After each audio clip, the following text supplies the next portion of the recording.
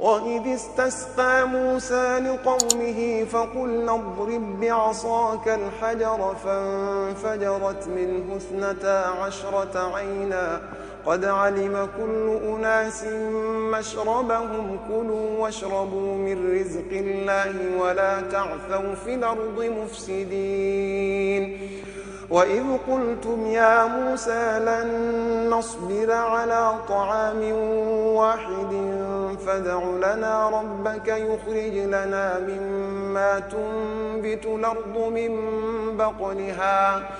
من بقلها وقثائها وفومها وعدسها وبصلها قال أتستبدلون الذي هو أدنى بالذي هو خير اهبطوا مصرا فإن لكم ما سألتم وضربت عليهم الذلة والمسكنة وباءوا بغضب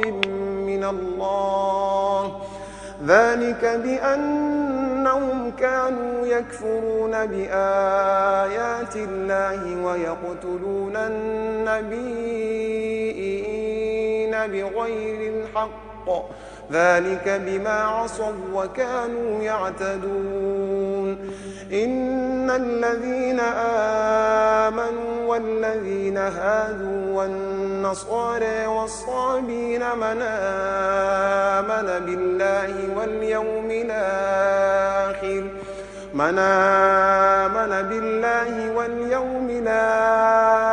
وعمل صالحا فلهم أجرهم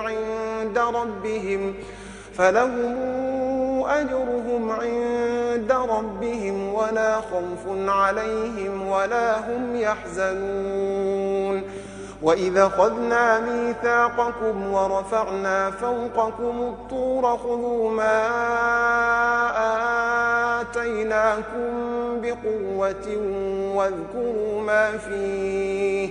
واذكروا ما فيه لعلكم تتقون ثم توليتم من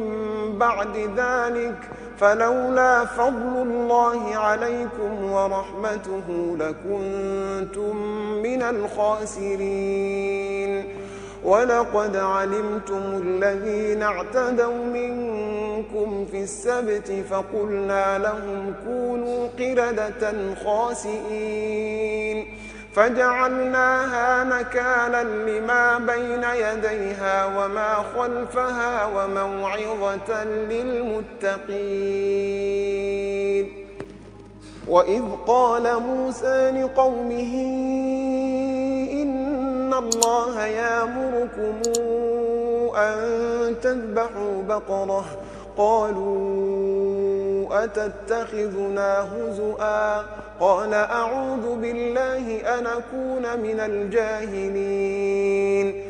قالوا ادع لنا ربك يبين لنا ما هي قال إنه يقول إنها بقرة لا فارض ولا بكر عوان بين ذلك فافعلوا ما تؤمرون قالوا ادع لنا ربك يبين لنا ما لونها قال إنه يقول إنها بقرة صفراء فاقع لونها تسر الناظرين قالوا ادع لنا ربك يبين لنا ما هي إن البقرة شابه علينا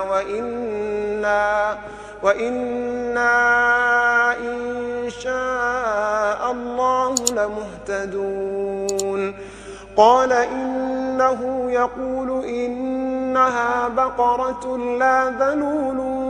تثير الأرض ولا تسقي الحرث مسلمة لا شية فيها قالوا لا نجئت بالحق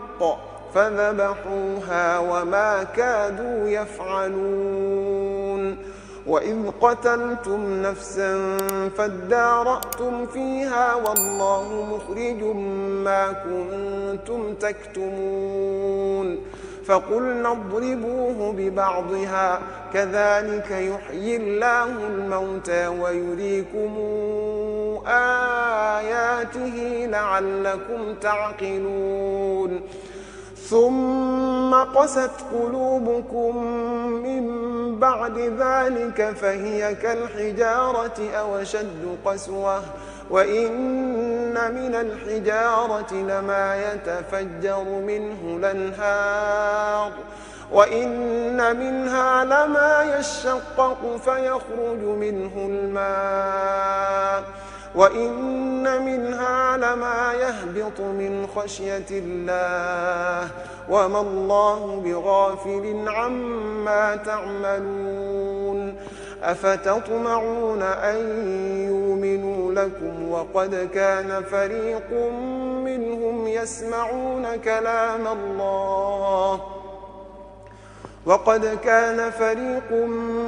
يسمعون كلام الله ثم يحرفونه من